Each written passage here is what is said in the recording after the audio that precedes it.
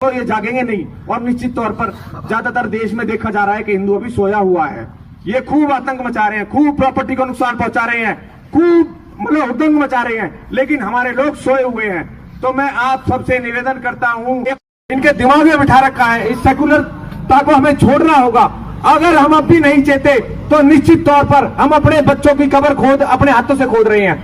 हमें चेतना होगा, हमें जागना होगा।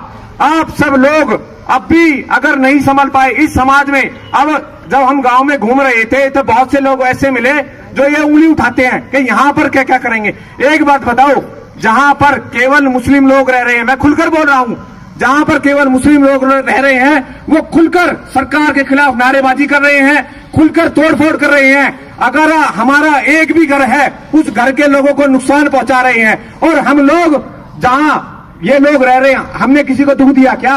हमने केवल इतना जताया कि हम सरकार का समर्थन करते हैं और प्रत्येक गांव में ये समर्थन होना चाहिए। मैं निवेदन करता हूं सोशल मीडिया के माध्यम से, हमारा प्रत्येक गांव पूरे देश के अंदर प्रत्येक गांव ये समर्थन करे, सरकार पर दबाव बनाए, इन कांग्रेसी सरकारों पर दबाव बनाए कि जो एनआरसी देश में लागू हुआ है इसे कि जो भी इनकी राज्य की सरकारें हैं वो लागू करें। आज कमलनाथ ने स्पष्ट तौर पर मना किया है कि कांग्रेस सरकार इसे लागू नहीं करेगी।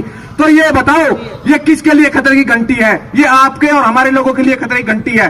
और मैं इस भारत सरकार से एक और मांग करता हूं कि पूरे विश्व में इन्होंने तो क्या किया है, केवल पाकिस्तान, अफगानिस्तान और बांग्लादेश के अंदर जो हिंदू है उनको शरण दी जाए। मैं तो ये मांग करता हूं कि हिंदू विश्व में कहीं भी जन्म ले, वो पूरी तरीके से वो भारत की नागरिकता ऑटोमेटिकली उसे मिलनी चाहिए, क्योंकि पूरे विश्व में इस समय केवल एक देश उनके लिए बचा है, केवल एक देश, वो भारत। अरे आखिर अगर ये भी नहीं बचा तो कहां मरोगे? हिंद महासागर में डूबोगे क्या?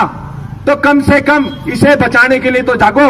और अब भी अगर आपकी आंखें नहीं खुलती है तो निश्चित तौर पर वो अपने मंसूबों में लगे हुए हैं, आप सोते रह जाओगे। हम कुछ लोग हम सब मिलकर कुछ भी नहीं कर पाएंगे। सबको जागना होगा, सबको इस कार्य में लगना होगा। मैं आप सबसे निवेदन करता हूं कि ज्यादा से ज्यादा लोगों को जगाने का प्रयास करें।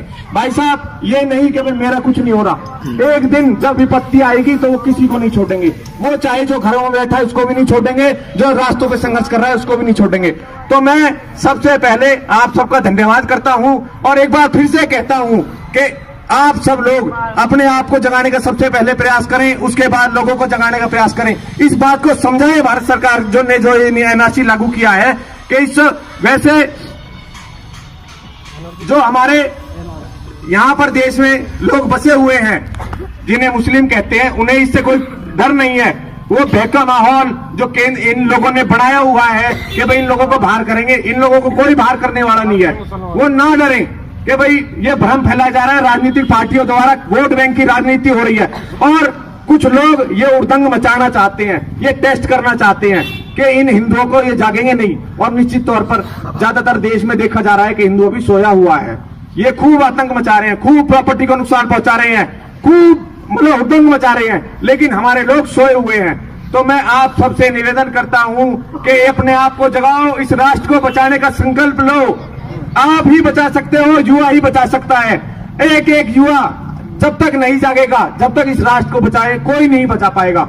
इसलिए आप सबका आज जो इस समर्थन रैली में या इस यात्रा में आप सब आए, मैं फिर से धन्यवाद तो नहीं दूंगा, लेकिन मैं आप सबका आभारी हूं। बहुत बहुत धन्यवाद। तो देखा आपने किस तरह से हिंदू शेर यहाँ पे जो मुल्लों की बस्ती में जाके, मुल्लों के एरिया में जाके और सभी जो भी हिंदू वहाँ रह रहे हैं उनको जगाने की मुहिम चला रहा है और इस तरह से जगह जगह जा रहा है, सभी हिंदुओं को जगाने के लिए पूरा जी जोड़ लगा रहा है। हम सभी को भी आप एक होना पड़ेगा, दूसरे हिंदुओं को जगाना पड़ेगा। आपका क्या करें इस मामले में आप नीचे कमेंट कर सकते हैं। वीडियो को ज़्यादा शेयर करें, जाने से पहले चैनल को सब्सक्राइब कर दे, घंटी के निशान को दबा दे।